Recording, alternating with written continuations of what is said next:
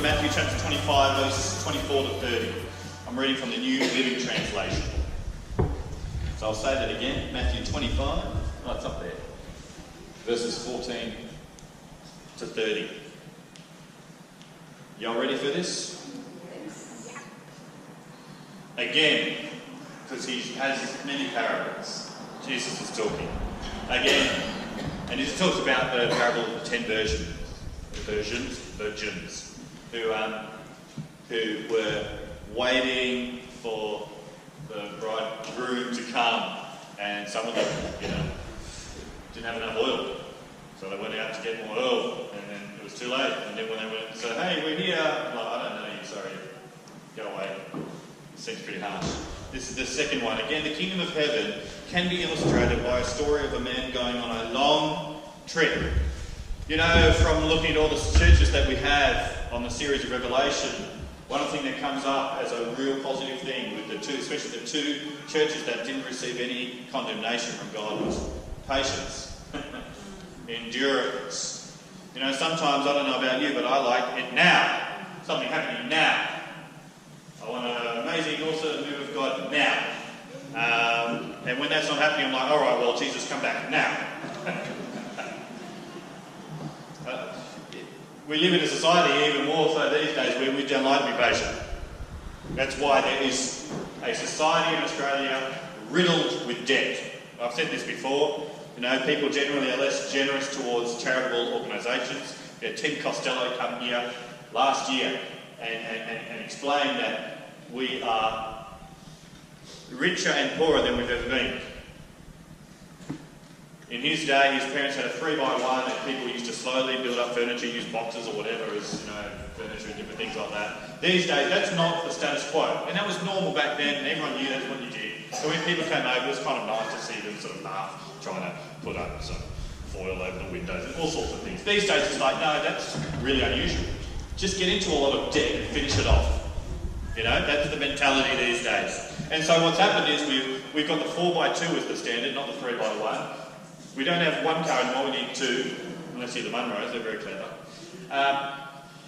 We've got all these standards now that are normal, and we're doing it in debt because we're not patient. And because somebody else has it, well, why I should have it too, because I deserve that. And we live in this self-entitlement, victimised sort of state where we feel like we're missing out and we all deserve things, where we deserve nothing. And we're getting in debt to do it because we're impatient. And part of being a follower of Jesus is understanding that some things, all these things don't actually matter at the end of our life anyway, and that when we're following Christ, a huge part of our following Jesus is our patience and endurance. It's really exciting to feel like you're called of God to do something, or you get inspired by God to do something, and it's bubbly and it feels exciting, and then you actually end up doing the thing that you're called to do, and it's a very different feeling. It's a very different feeling functioning in the calling that God has given you from when it was first initiated in you.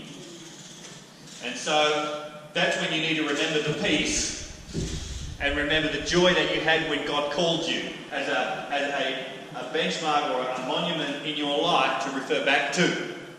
I don't know about you, but there's been times I've looked back and gone, no, God did call us. He has given us this purpose. We are meant to do this, because the day-to-day is very different to the first moment, and I don't think I've got that point across. So the kingdom of heaven can be illustrated by a man going on a long trip, a long time, lots of patience involved here again. And he called together his servants and entrusted his money to them while he was gone. He gave 5 bags of, I'm going to replace this, I think, something's going on here. Just making weird noises. I'll use this strip. He gave 5 bags of silver. It could have been gold, it could have been silver, it could have been copper, I think. In the translation, they're just converting, but that's not the essence of what it's all about. 5 bags of silver to one, 2 bags of silver to another, 1 bag of silver to the last, dividing it in proportion to their abilities. Then he left on his trip. The translation is talents. And a talent was worth about 20 years, something of 16 to 20 years worth of wages for a working man or a foot soldier. So one bag of silver, as the New Living Translation says, was worth 16 to 20 years worth of work. So it was not like a small thing that he was giving. So if you were given one, it still wasn't a small thing. But if you're looking at the guy that has 2 or 4, what does it say? 5, it may proportionally look less. How quickly we can adjust how valuable things are according to what other people have. And just like when I was talking about before, a 3x1 was just an awesome house, man. Now it's like a small house. Why is it a small house? Because everyone else is having more. And so that things adjust all the time. It's a never-ending want for more that's never satisfied. And even if you have one whole bag worth of silver, it's very common for us to go, oh, but I don't have 2 and I don't have 5. I've got 1, even though it's worth so much. The servant who received the 5 bags of silver went to invest the money, and he earned 5 more. The servant with 2 bags of silver also went out and earned 2 more. But the servant who received 1 bag of silver dug a hole in the ground and hid his master's money. And after a long time. That's the fun bit, isn't it?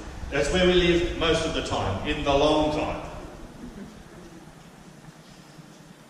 Sometimes we get so focused on an end result that we live our whole life just wanting to be at the end result. Then we get the end result, that's a momentary pleasure, or maybe a joy celebration, and what happens the next day? You enter a long time again. So it's really important for us to enjoy and make the most of every day in between on all the days in the long time bit. And not just wait for that bit at the end, because there's so much that can happen day to day, and it's not all just about waiting, as you're going to find out. The servant with 2 bags went to work. The one with 5 bags went to work. What did they do day 1? They went to work. They knew that his master wouldn't have come home the next day. It was a long trip. It didn't happen like that. But he went to work the next day. I think the parable of the virgins, when they had to wait for so long, they had a little bit of oil and they're like, oh, it didn't come. I just expected this to be a quick turnaround. I wasn't prepared for this. But there's joy in actually getting stuff done on day 1. Jesus might not come back tomorrow, you might not die tomorrow, but you might. Just saying. You might as well get something done. Start activating the gift that God has given you. You know, what the master was doing with his servants here, it wasn't their wealth, was it? It wasn't theirs. He was distributing part of himself and the value of himself to his servants or slaves. He's saying, it's not yours, but here, have a proportion of my kingdom. And when we live in Christ, we come and we give our life to Jesus. He gives us gifts and abilities. And he apportions part of his kingdom to us that we're responsible for. Now, you can have 2 responses to that. We could probably have many, but I've got 2 in my head at the moment. And one of them is, that's scary. I don't know how to handle having a portion of God's kingdom inside of me.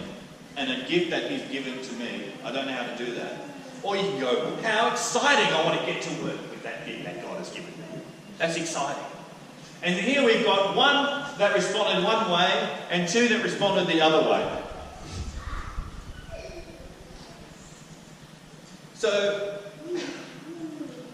after a long time, the master returned, verse 19, from his trip, and he called them to give an account of how they used his money.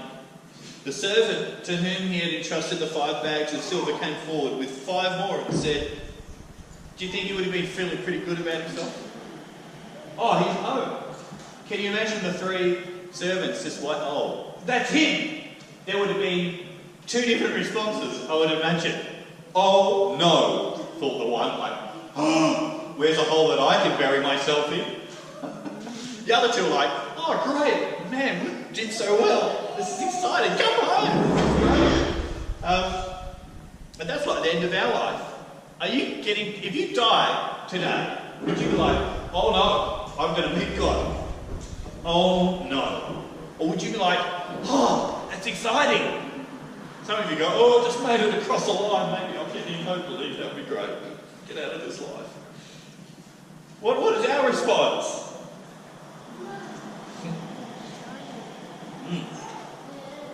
So yeah, well, I'm just trying to find my place. You can ponder why I keep losing my place. That's fine. Anyway, after a long time, the master returned from his trip and called them to give an account of how they used his money. The servant to whom he had entrusted the 5 bags of silver came forward with 5 more and said, "Master, you gave me 5 bags of silver to invest," just to remind you. I remember it clearly, it was so exciting. "And I have earned 5 more. The master was full of praise. "Well done, my good and faithful servant." Isn't that what he says that we'll be told? Well done, good and faithful servant. So it's a very clear analogy here. Well done, my good and faithful servant. You have been faithful in handling this small amount. To God, it's a small amount. To normal people, 5 times 20 is 100 years worth of wages. "So now I will give you many more responsibilities. Let's celebrate together!" Exclamation marks, I had to yell a bit. The servant who had received the 2 bags of silver came forward and said, now note, he didn't earn as much more, he had less responsibility. So let's see the difference in his response. The master said, "Well done, my good and faithful servant." No difference so far. "You have been faithful in handling this small amount. So now I will give you many more responsibilities." I think it's exactly the same, isn't it? Let's celebrate together. It's the exact same response. He probably thought, I'm just a middle of the road servant doing the middle of the road job. I didn't get 1, and I didn't get 5. I'm just an average Christian with my proportion. But he still treasured that. What he had, the gifts that God had given him. And he got the exact same response and the exact same invitation to join in his celebration. And then the servant with 1 bag of silver came and said, "Master, I knew you were a harsh man, harvesting crops you didn't plant, and gathering crops you didn't cultivate. I was afraid I would lose your money, so I hid it in the earth. Look, here's your money back." This servant knew that his master gathered in more than what he left. That's what he did. You gather crops you didn't plant. See, the nature of the master is not that he does every little thing that goes on.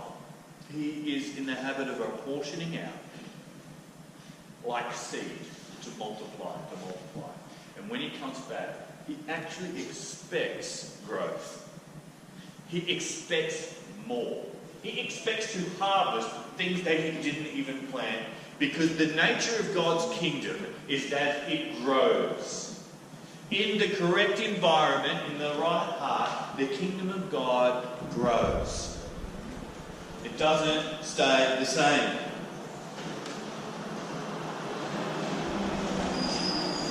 Do you know how many times the kingdom of God is likened to a seed? I don't know, but a lot. It's like a seed. It appears small, but it grows. And he was afraid.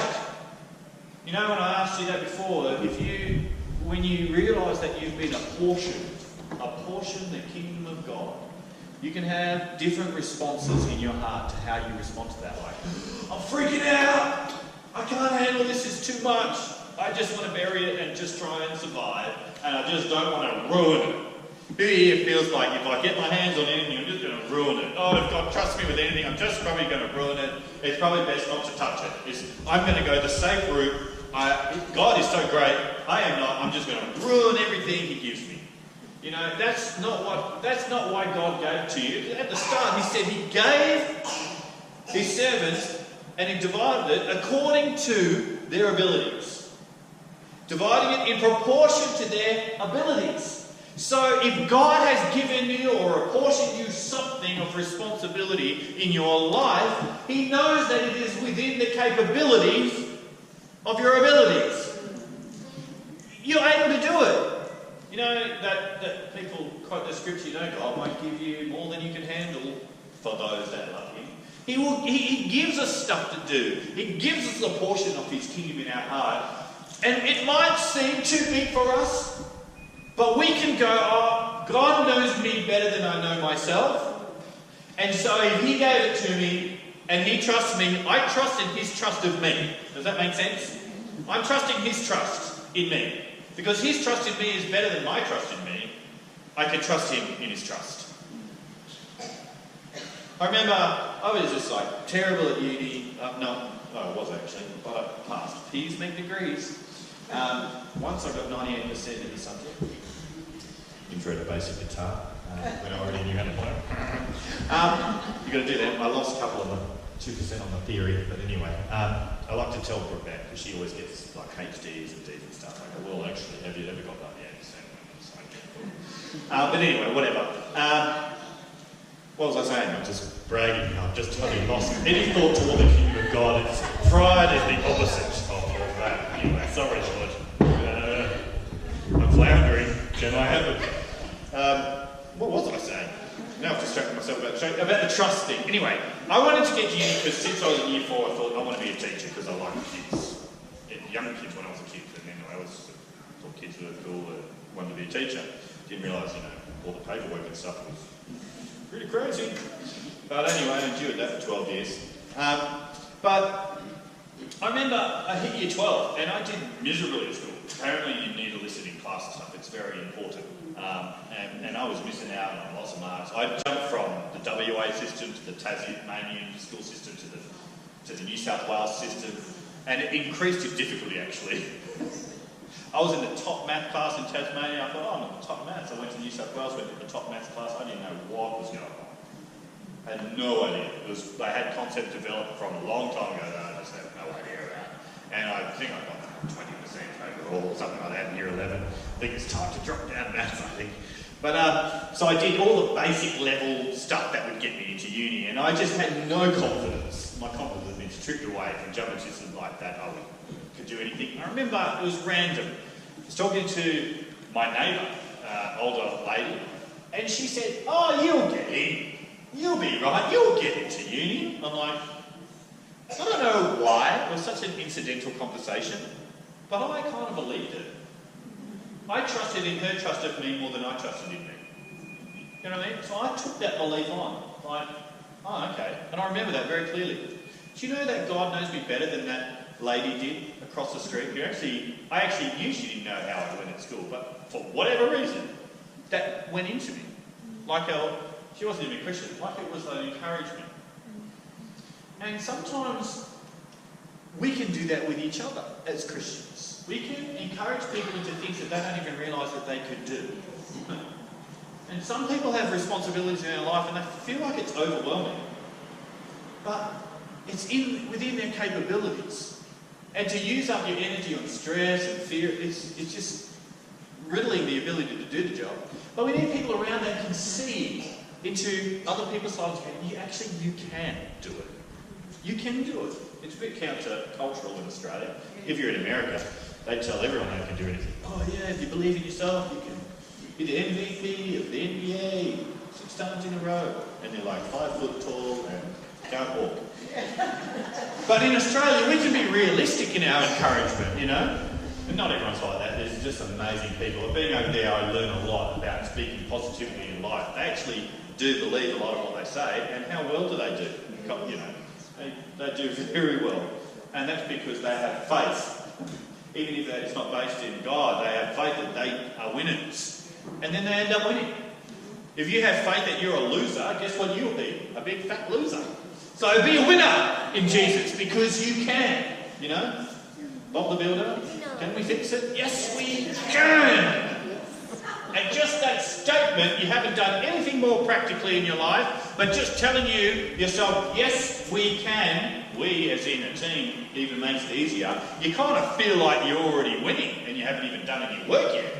But when you've got someone like Bob around your life, you know you can win.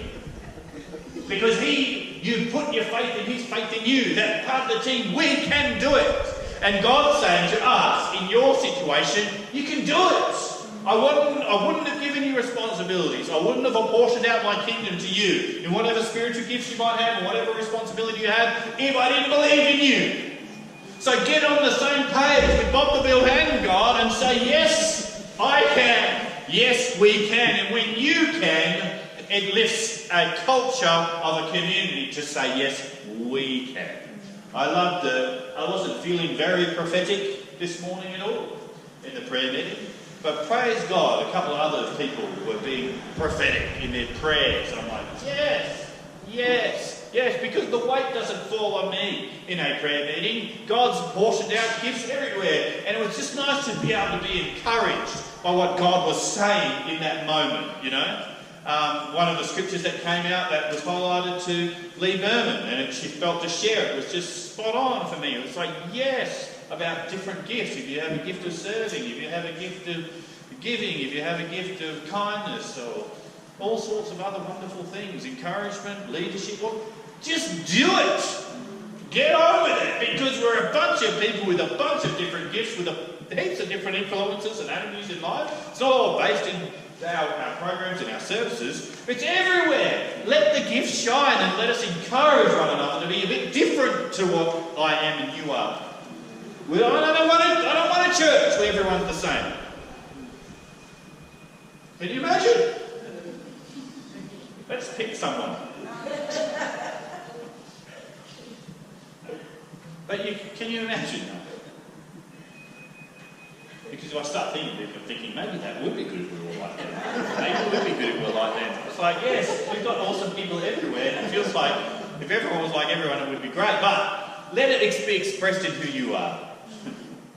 And don't feel pressured to be someone you're not. You know, it's terribly sad. I haven't even finished the scripture, so I'll just keep reading a bit and then I'll go on a bit more. I knew you were a harsh man. So the guy was filled with fear about what he had. You know, fear, I've heard, is the opposite of faith. You know, without faith, it's impossible to please God. Without a little bit of risk. Without a little bit of, Dad, will you catch me if I jump? Without a little bit of that in your life, we don't have faith. You know, he wouldn't, well, I'll read what he says, but his master replied, you wicked, lazy servant. I was a bit harsh, just scared. He was scared. Well, I was scared of you. You wicked, lazy servant! I'm really scared of you now. We get this funny image of who God is. He's straight down the line. He knows us. And he expects what he's given us to come out. You wicked, lazy servant! Exclamation mark. I had to yell. I'm sorry. If you knew I harvested crops I didn't plant and gathered crops I didn't cultivate, if you knew that, why didn't you deposit my money in the bank? At least take the stuff, take a risk and walk a little bit. You could have got, yes, it could have got stolen along the way. Have you ever felt like that? You've had a lot of cash and you're very aware that you've got a lot of cash in your pocket. And you're trying to act normal because you think everyone will want to steal it. That kind of, no, that's there, kind of way. Have you ever held a lot of cash before? You're very aware that you're holding the cash and you've got to get home or you've got to get to that thing and you've got the cash out to buy. Because it's like, anything could happen on the way. Is it still in my pocket? Is it still in my pocket? Oh no, it's gone. Oh no, it's in the other pocket. That's like this guy. At least carry the silver to the banker and put it in the bank. Oh yes, the bank could collapse maybe, you know, could have a financial crisis, whatever. But at least do that. That's a low risk. At least there's a little bit of faith in that. At least do that. Why didn't you put it on deposit in the bank? At least I could have gotten some interest on it. I expect some growth. My kingdom wasn't just meant to just wait until I return. Oh gosh, come on guys. Pick it up. And could God do it all himself anyway? Yeah, but he loves us. And he wants us to be part of it. He wants us to be like sons and daughters. It's fun when you're doing things with someone, even if it's slightly, well, you know, kids love helping out. you know? It's great. It's so much more efficient. But if you have the right heart, it's more fun. And that's what God's like. Yes, He's better than us at everything, but He wants us to give it a go because it's fun. I'm coaching basketball again, starting soon. My job as a coach isn't to go, hang on guys, let's get the job done. Everyone off the court, here we go. Hey, getting the job done, I did it. No, it's about involving them. It's fun to see kids develop and grow. And God looks at us as His kids, and it's fun for Him to see us develop and grow. When the other two guys did well, He's like, great, you've grown, have a bit more. And enjoy it. And we're going to celebrate. You know, why didn't they do it? What is it that we're risking? I don't even know if you know clearly what I'm talking about with this carrying the kingdom of God thing, but I know there's a lot of people that really felt like they were carrying and living for God, and then maybe we were deceived into thinking it meant to look like this, this and this or whatever. And then you got hurt by people, and it's like, oh, you know what? I'm not doing it anymore. Or you compare your life with others and go, oh, everyone else is doing really well, and they're rich. And I'm doing this, so wreck that. I just want to be like everyone else. I'm going to look after myself. And this guy, he was freaking out. He wanted to look after himself, keep himself as safe as possible. You know, I'll read what I wrote. When we fear, we hold tightly onto our life, so much that we choke the life out of our own life. And we live the safest, risk-free life we can imagine. Don't we do that instinctively? We try and go, what is the least amount of risk possible? I'll live like that. I remember when, it was good, I refer to this story a lot, when Lee Sidwell now, because I don't want you to get confused with all the Lees, Lee Sidwell, not Deborah Lee, Lee Sidwell, not Chloe Lee, she's not here, or Lee Berman, or Lee Hasty, this one over here. He was working for a company, and he felt like maybe going out on his own and doing his own business. And the risk that he felt was a lot. And us guys around him picked up something, and we did our best to go, come on, do it, go for it. I mean, we'll take any risk in encouraging him, because if he, went under, it would have been like, oh, sorry, I didn't say that. But the problem was he needed a lot of encouragement, so we said it a lot. So there was a lot of evidence against us if it didn't work out right. But he went out and he took a risk. And you know what, if he went under, that would have been really bad, but it wouldn't have been the end of the world. They would still be living. But he's done really well anyway, because that's the nature of taking risk. When we're responding to God, we feel it's right. We don't just take risk just for the sake of it. We take risk. When we follow God, He sometimes leads us into things that feel risky. It's like, am I going to be someone that is self-preserving my life, or someone that follows God and takes the risk?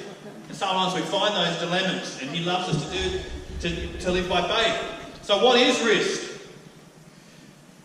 What can we risk? We can risk financial ruin. We can risk relational breakdown. We can risk just the feeling of being vulnerable. Just the feeling. Emotions are powerful. We risk failure. We risk looking like an idiot. We risk a general fear of the unknown and the uncontrollable. That's faith. When there's things we can fear, but we still walk forward in. Faith is not the absence of fear. It's staring you right in the face and still walking. Because you're just trusting that the fear is not the thing that'll take you. It's God that's guiding you and leading you. Yeah. And it didn't end up well, this guy. Then he ordered, take the money from this servant. Give it to the one with the 10 bags of silver. To those who use well what they are given, even more will be given, and they will have an abundance. But from those who do nothing, even what little they have will be taken away. Now throw this useless servant out into the darkness, into the outer darkness, where there will be weeping and gnashing of teeth. You see, God saw him and didn't see a useless man. He saw a man that was very useful. But because of his heart attitude towards his master and and his gift, he became useless. You know, we can all become useless. We can have all the potential in the world but become useless people. Is this encouraging? It comes out last week, I was going on and on, just going on about Jesus being Lord. Is he Lord? It comes back to that. Is he Lord? Is my fear Lord or is he Lord? And I hate it. I've come across those times in my life where I am riddled with fear, but I'm like, is he Lord? And I have to push through real fear to follow Jesus. And then what do? I find life. I find celebration with him every time. And it's real. I'm not saying that we don't live in fear, we do, but we follow God more than that. You know, as a teenager, when I decided to follow Jesus, I grew up in a Christian home, but when I decided I wrecked this pointless life, I'm going to follow Jesus, I was probably 12 or 13. I was then worried that I would waste my life. I had the fear of wasting my life. And you know, along the journey, God has been apportioning responsibility to me along the way. And it's really important along the way that we value every level of responsibility that we're given. And I've said this before, you know, if my responsibility, and I remember when I first got a job, man, off my chest, I was just turned 15, I was like, I'm a working man. I just love that sense of, yes, working your best and less, you know. But, you know what, look back at that now and I think God thought that was great that I had that response. I'm a working man, yeah, getting confidence from that. And it's like, yeah, that's right, and working hard, and working for my boss, and working, just being dedicated. I remember, because I used to spruik a bit, God's favour was on me.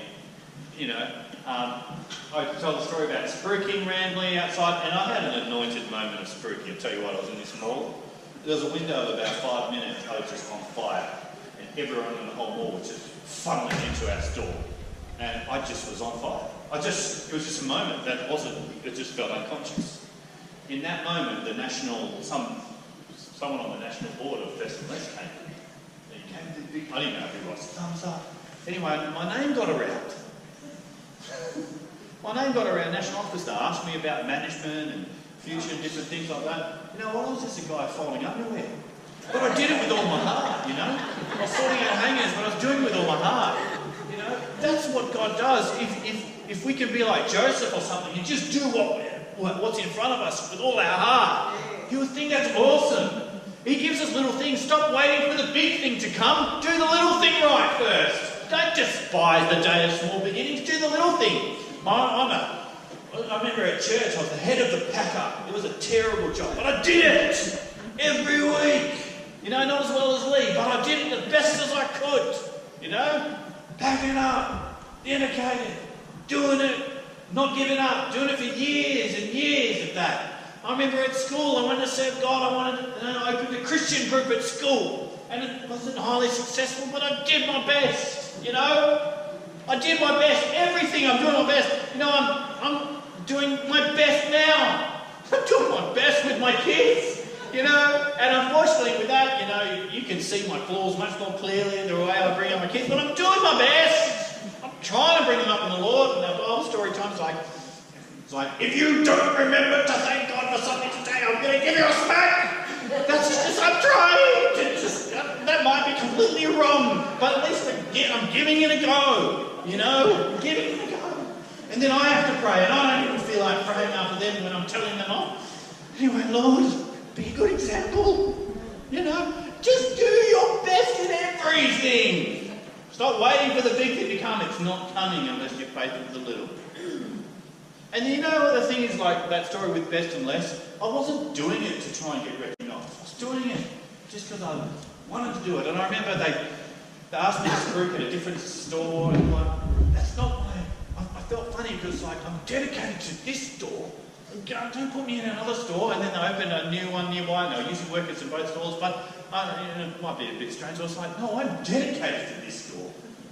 We're competing with that store. I'm dedicated to this store and my boss here. Isn't this a conflict of interest? I said to my boss. So I put my heart into it.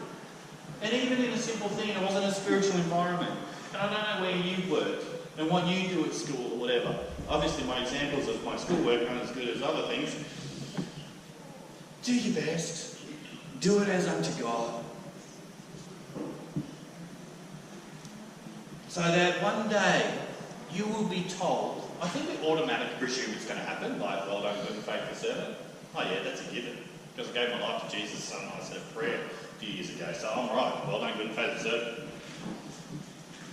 And we don't serve God to get that. We serve God because we love Him. And when we really get into things, we get motivated. When we give our heart to something, it's motivating and you want to do more. You know, it wasn't hard to turn up to work. It wasn't hard to do things when you're doing it for a greater purpose. When you know, I'm packing this thing away because we need this to happen for the glory of God. You know, ultimately. And people stop and go, oh no, that's just silly. No, it's not silly. It's important how we respond to things like that. Have you ever heard of a lady named Christine Caine? I remember as a teenager, she's really famous now. But when I was a teenager, she even preached at a little camp that I was at and stuff. And I remember she was did something at Hillsong one year with all the youth leaders. The youth leaders for years and years and years. And she's just encouraging us all. Because, you know, there's this passion, you want to be used by God and stuff, and how will I be used more by God? She goes, you want to, you know, be used by God, just keep doing what you're doing. Eventually you'll be the last one standing, and then you'll do more things.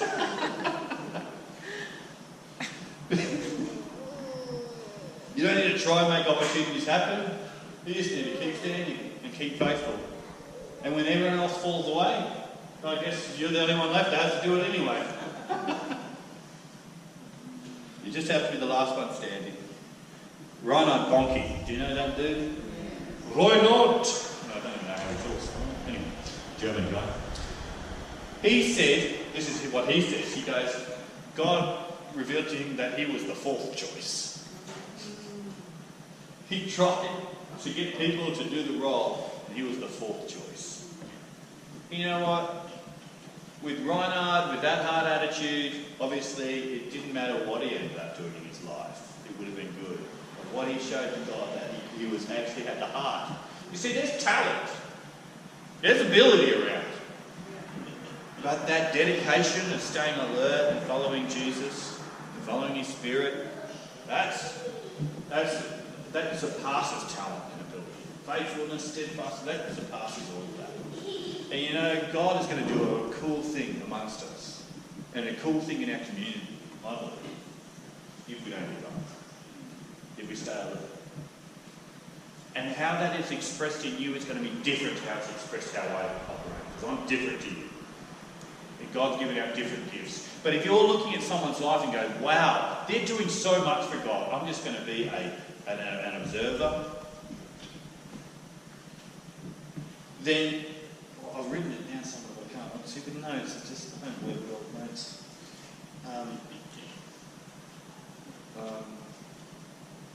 Here we go. This is late at night. So, in the case of this wicked servant, we can be like that. This wicked servant became like a spectator Christian as he watched all those around him with more influence and responsibility. So we can see people being so effective with God, we can be intimidated by that and go, well, I'm just going to be a spectator and watch them do their thing. But you have a talent. And God expects the same from what you see as the super gifted for you. And the sad thing about it is, this guy missed out on the exact same celebration as everyone else. You know, you might be someone that does things that seems insignificant, but you might receive the exact celebration of someone like Reinhard Bonnke that saw millions come to Christ by our faithfulness. You know, I heard a story lately of a mum who lived her whole life. I think she had like 6 kids or something, 5 or 6 kids. And recently she was saying how, almost like despised her. Showed a little bit of like contempt towards her life. She could have been this and she could have been that. And it's like, that is so sad. Because all the things you aspired to want to be or do was greatly more insignificant to what she actually did. And so, she was looking up to things that were less significant than what she had. And she lived through it and didn't realise what she had. And I think we can all do that. We've got so many gifts around us and in our life that are so precious and so valuable and so important. And the world might see them as insignificant, but they're so valuable and important. Don't despise what you have. It's a great gift. You know, for Jesus, as an example to us, it was one day he was washing feet. Not begrudgingly like, I'm the saviour of the world. What am I doing this for? He washed feet, and the next day he saved the entire world. And that's how we should be. One day it could be washing feet, if that's what God wants us to do. And the next day we could be saving the whole world, but it should be the same. And the response after a day of washing someone's feet will be, well done, good and faithful servant. The next day, if you do something extraordinarily significant, it will be the same celebration, well done, good and faithful servant. So we be faithful in what is seemingly insignificant. It's the exact same as if we were a revivalist travelling the world doing great things, if our heart is right. Any of that make sense today? So if you've fallen asleep, or literally now, but if you've fallen asleep in your faith and you feel like you've been freaked out and you've buried a gift in the ground, I've got really good news, because you're not dead and the master hasn't returned. And you can take that thing out of the ground and face fear head on and live life in all of its fullness. You can do the exact same things in your life, but carry that silver around with you, that giftedness around with you. You don't have to do anything different practically in your life, but you can just open up those ears again to the Spirit of God and follow Him.